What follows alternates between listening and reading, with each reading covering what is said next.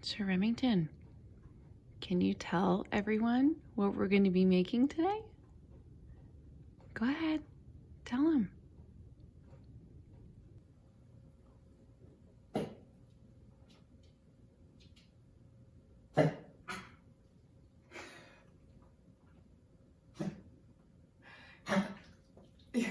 You good, bud? Like, come on, man. Happy Valentine's Day to me. Today I'm going to be celebrating how much I love myself by making something I've never made before, and it's going to be an experiment. I love apples and I love apple pie, but I wanted to do it a little fancy and I wanted to give myself some flowers. So what I'm going to be making is an apple rose tart. This tart is going to have a cinnamon custard on the bottom and apples shaped in roses. I don't know how that's going to go. Hopefully they look like roses. I'm going to start with my tart crust because that's going to go in the oven, and then I can work on some other things after, like the custard, and then the apples are going to be last because I don't want them browning. Are you serious? Knock it off. You had your chance. Add my flour, my confectioner's sugar, and some salt into this bowl. This recipe,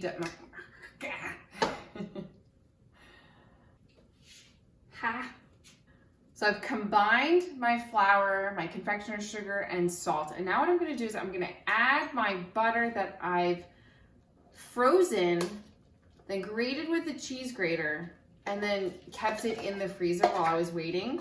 This is going to help get a really nice flaky crust, which is what a tart or pie crust is all about. I don't have a food processor, and the food processor is really good to help break up the butter pieces. I don't think a hand mixer is the best tool to be doing that. That's why I went ahead and did this already. I don't make pie crust too often. I think the store-bought is pretty great. And to say that I also haven't ever made a tart crust, well, we are really in for an exciting ride here. For my custard, I've separated 6 egg yolks and 6 egg whites. I'm going to use the egg whites for something else because we don't need it for this recipe, and I think you could do so many things with egg whites. So what I'm going to do is I'm going to separate my egg yolk and egg white. If you're going to be making any kind of whipped egg white, few tips. You want it room temperature, but if you ever get a shell in your egg whites, don't use your fingers. Your fingers already have oils on it, and that's going to prevent your egg whites from fluffing up. It's going to get a little weird if you don't. So what you're going to use is that shell, another shell, and scoop it out. That is my tip. So vanilla here, my egg yolk. Why does that look like it's the shell? Oh my God. I got a shell in this. I am usually so good. Dang. I'm now going to be adding in cold water so that that butter doesn't melt, and so we can still get a flaky crust. To get that flaky crust, when the butter melts in the oven, it's going to create little air and steam pockets, and that's what creates the flakiness. So if your butter is just completely combined, it's going to be a dense, tough crust that we don't want, or maybe even a cookie dough, which is what we don't want. Always add in more water, but you can't take away. So I'm going to do this a little at a time. It's still supposed to be pretty crumbly when you mix this together. How cold you got that butter? Are you serious? No. No. You're gonna be in timeout. You're in deep. No. That's enough. No. You're gonna be in timeout. No. No. Okay. Remy is in timeout because he keeps barking. I'm squeezing it together, and we don't want to do this too much because the warmth of my hand is going to melt that butter that we've been working so hard to keep cold. It is cold though, thankfully. It is holding together a little bit, but it's still not enough. So what I'm going to do is I'm going to add in this is maybe my 4th tablespoon of water, and I think this is gonna be enough, and then we're gonna press it into the tart. I love this tart pan that I just bought because when you take it out, you can take it out like this. So my cold butter, my flour, my confectioner's sugar, my egg yolk, my vanilla extract, and a little salt, and now the water are going to be pressed into this tart pan. Another trick, I can't seem to separate these, so we might get a little bit of an annoying noise, but is use the bottom of my measuring cup to press it down. So here's what I've been working on. I've been pushing down the crust and on the sides as well. What you're really going to be seeing when we take this out is the sides. So make sure that the crust is thick enough where it won't crumble when you take it out, but also we don't want like a rounded bottom of the crust. Otherwise we would have just used a pie tin. Like, we want this crust to be pretty straight down, and I'm trying to make it look as nice as possible here. I have a little bit of crust left that I think I'm gonna save, and if this all turns out really bad, I'll at least have some mini ones. Now I'm gonna freeze it again. Why? Because we've been trying to keep this cold the whole time. It's time to work on the custard. What I'm gonna need to do is I'm gonna need to get my milk up to temperature so I can start to temper my egg yolks so that they don't scramble. 1.5 cups of milk. I'm going to put this up enough so that it's simmering. All of them had cornstarch in the recipe, but that one wasn't.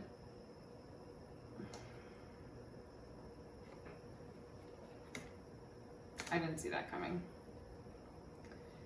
I'm a great baker, but I am such a klutz.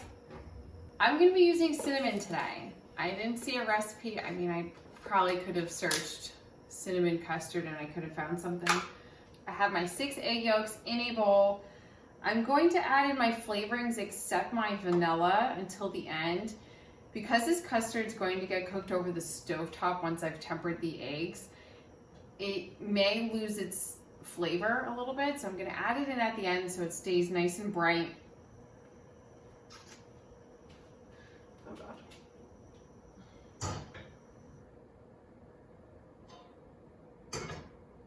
Did you see that?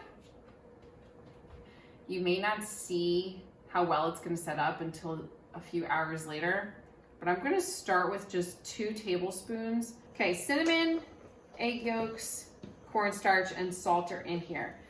Helpful if you have a bowl that has a rubber bottom so that when you start to add, it's not spinning too much. What we're gonna do next is called tempering. If you don't do this right, it's okay, because we're gonna be adding in a step just in case to help you out. Okay, I added in a little bit of confectioner's sugar because the custard recipes had a maple or honey flavor to it, and I don't really want that today. So I added in some confectioner's sugar. Once the egg yolks are cooked and everything, I'm gonna test it to see if it has an okay flavor. So this is ready to go. Milk is very, very, very hot right now. And if I just added this all at once in there, you're gonna get scrambled eggs. We will put it through a fine sieve in a little bit, but in the meantime, I'm going to add my warm milk a little bit at a time here, whisking constantly, and making sure that all of the egg yolk is getting in contact with the milk evenly. Once you get to a certain point, this mixture is going to be pretty well combined, and you can just add in the rest. I'm going to add this back in the pot, and when you do this, that's what's going to help cook the egg yolks. That looked a little lumpy, I'm not going to lie. But if we keep mixing this and not let any of it boil. We should be okay. I'm cooking this custard until I dip a spoon in it, run a line through it with my finger, and it keeps that line. If it doesn't, it is not thick enough just yet. This is something you need to be patient about, because if you turn up the heat too high, you're going to get scrambled eggs.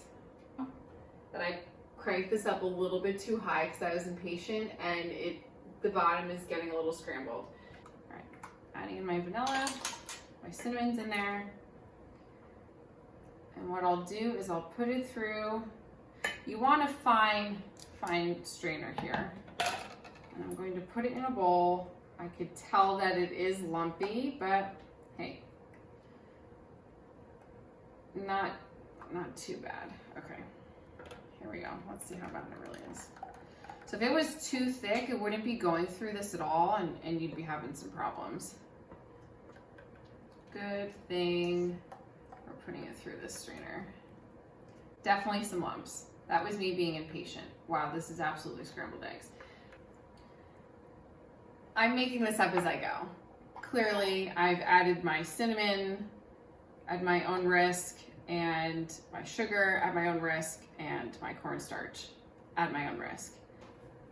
I'm gonna put some plastic wrap and keep it in contact with the custard.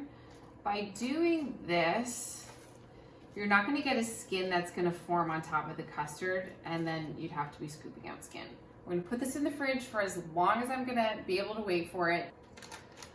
I've waited as long as I could for this tart shell to freeze. I've lined it with some parchment paper, and then I put some beans in it to help weigh it down. I don't know if this step is necessary for this crust. I haven't used it, but what weights or beans can be helpful for is to help hold its shape and to help it cook evenly, and then so that it doesn't like bubble up and become uneven. All right, the last part of my Valentine's Day gift to myself is the apples. This is, if this doesn't come out right, I'm gonna have to think of something different. This was the whole point. I picked this tart because I wanted to give myself some flowers. So I have some really bright red apples. I picked 2 different types. You're going to need a mandolin. This is a little dangerous, and most people are afraid of it, and there's a good reason. A lot of injuries can happen with this. Just prepping my lemon water. I'm putting in some lemon to help them from browning. We don't want brown roses. What I was seeing is you cut it into quarters, and then you're gonna cut out the core. This is going to be the petal part right here. So if I cut it at any different angle, we're gonna not have some pretty roses. Like if I were to just lay this flat, we'd be getting this. I want this top part to stay like this, so when we roll it, this is going to be on the outside. I can see how this is gonna be so dangerous. Oh my God, these aren't. Okay, this is what I want. This one piece out of all of this is what I got. I'm gonna throw this in the water. I thought I was gonna need it pretty thin. This mandolin, I can change the blades out really easily.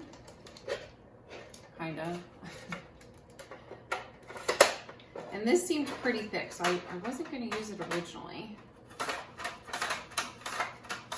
Let's see. Oh, there we go, all right.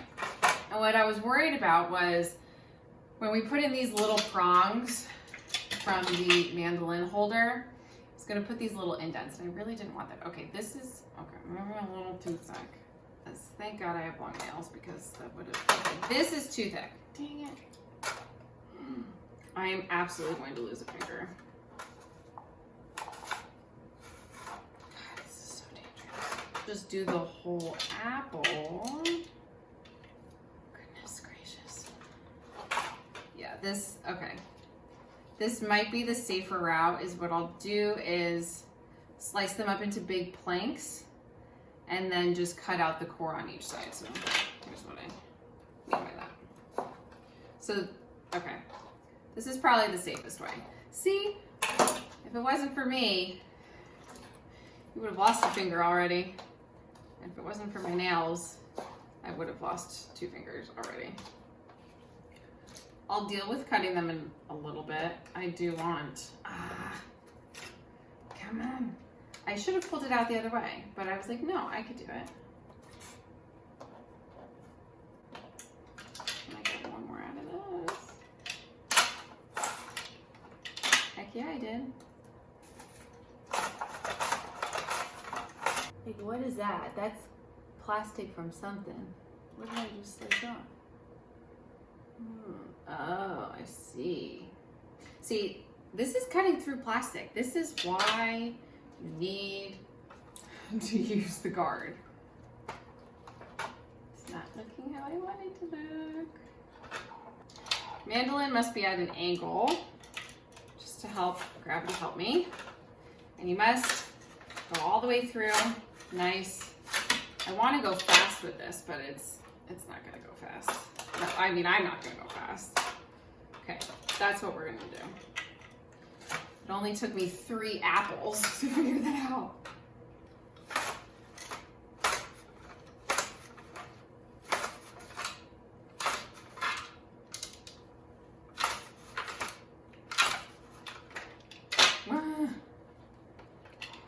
It seems like the Red Delicious, they might just be a little bit too ripe. Yes, I am blaming my mandolin skills on the ripeness. These will be rustic apple roses. And we're back. It's not going as planned. It's not perfect, and I'm getting a little frustrated at that. Did not think that this would bake as unevenly as it did. Where the beans came in contact with the crust, it wasn't cooking enough. That might have been the beans I picked. Maybe they didn't get hot enough. So that wasn't cooking, but the outer edges were. So what I did was I made a little halo and I covered the crust and I moved it to the bottom rack and I took out the beans. By taking out the beans, I think that's why I got some cracks in the bottom of the crust. Because before it looked perfect, but now there's some cracks. And I'd say, you know what, great, cool, fine. But my pastry cream, which I put in the freezer because I am impatient, is not cream, it's glop. So and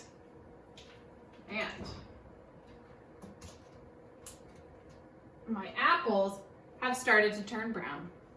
So everything I've been trying to avoid this whole time is happening. Oh, I'm starting to think I maybe didn't cook it enough. Now, here's where things are going to get unscripted. So what I'm thinking is, because this has egg in it, and egg firms up when you cook it, I'm thinking of cooking this custard. So I did plan for the worst, and my goal was to not bake it. I wanted to have some fresh components to it, but seeing that my apples are brown, my curd is not set, and I don't think it's going to set unless I cook it or add more cornstarch, and I think I've added the max amount of cornstarch that said. I'm going to end up putting it back in my tart pan and cooking it. Okay, I put the apples in the microwave for 30-second intervals because that's what it said to do. I hope I don't have applesauce. I might as well just sit because this is gonna be a while. It's gonna be a while. Hopefully you're sitting too. Okay, but like, oh no, this is not turning out as I'd like them to. Definitely make sure your apples are not overripe. That is for sure. I'll let you think what it looks like. I know what I'm supposed to be doing with like the, oh my God, it's so slimy. How is this supposed to happen? Did I not cook it enough? Did I cook it too much? So then my backup to this was layer them into one big roast and I wouldn't have to worry about this. I'm just trying, like, I don't want to give up, but I also don't want to ruin these apples that are very, very temperamental. So what I saw was you stack them. Well, let's try this method. Oh, they're all just breaking. Stop breaking, please. Please, please, please.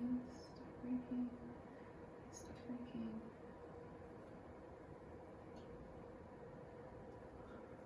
Okay, that was a little bit easier.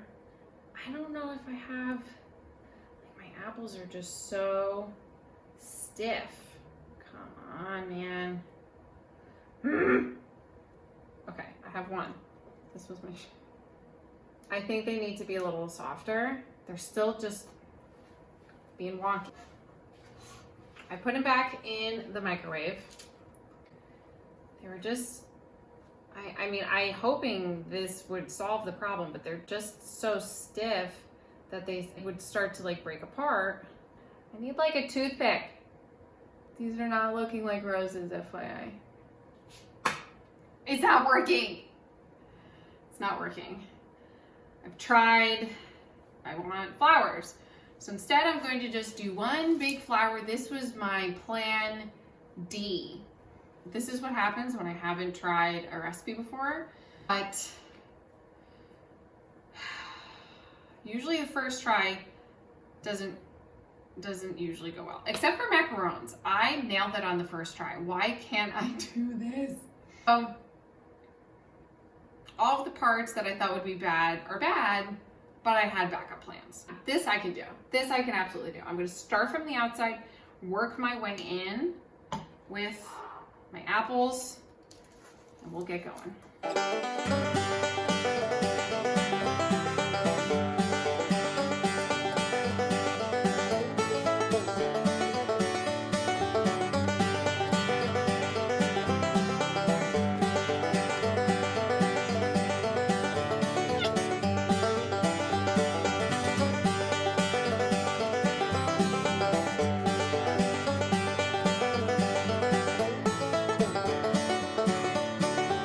Call it. Well, I have a little bit of extra crust. Maybe I'll just keep making them and hope for the best. This is Noelle when she's defeated. Well, this is Candid, all right. It's many hours later. Granted, I made myself some dinner. I also baked something else. It's getting late, but actually it's just in time for dessert. So I'm going to finish up my tart. I didn't check my teeth, hang on. I have some sort of raspberry spread here. It's seedless. It looks like it's a jelly. I picked the red because I had a feeling my tart wasn't gonna come out red enough like I want it to be. Put this in a bowl. I'm gonna add the tiniest bit of water, put it in the microwave so it's a syrup, and then I'm going to spread it on top so it's a nice glaze. I'm going to paint the top of this, oh yes, that helps it, with the raspberry. I did end up baking my custard, and it's looking a little eggy-ish, but okay, so it's an apple quiche now. I don't know what to tell you, but the glaze will help prevent the apples from drying out too much. It's gonna create like a little bit of a seal on top and then give it some moisture so it's not so crusty. I made a little one too because I had some extra stuff. I had a bunch of leftover brown apples. Oh my God, I keep spinning. I must like, I feel like I'm just like Pavlov's dog and I'm drooling because I see some sweet stuff. This looks really pretty. Although it didn't turn out what I had originally hoped, I don't want to say it, but I feel like this almost ended up looking better than what I had planned on. Yeah, I'm debating whether or not to even cut this one open.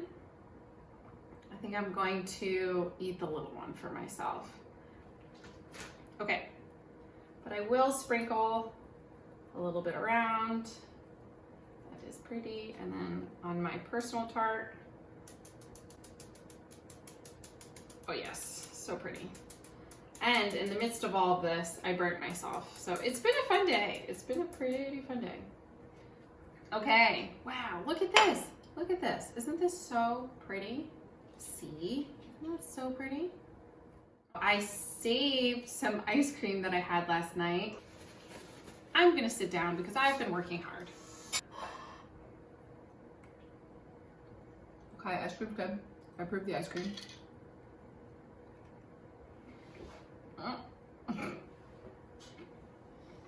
Mm.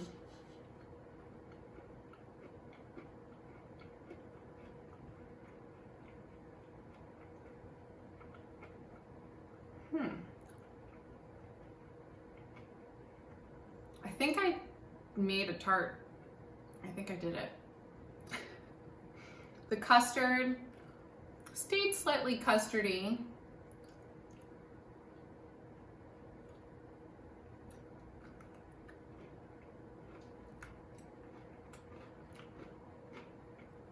Mmm. Mmm. Mmm.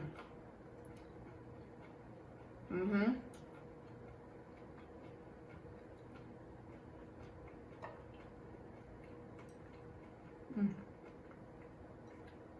Let me say, I'm really pleasantly surprised. It has like all of the same components of an apple pie to me. You have the crust, the tart shell, you have the apples. The custard is that cinnamony flavor, and the raspberry I think just helps keep a brighter note in all of this. You know, for having to do a backup plan for almost about every step, I think this came out okay. It's gorgeous, showstopper, and it's really light and delicate, and I really like that. But for having to change up some things, at the end of the day, it tastes like a very fancy, delicate apple pie that I made for myself because I love myself and I deserve fancy and delicate. So happy Valentine's Day to me. Happy Valentine's Day to you. Happy Valentine's Day from Remy. Cheers.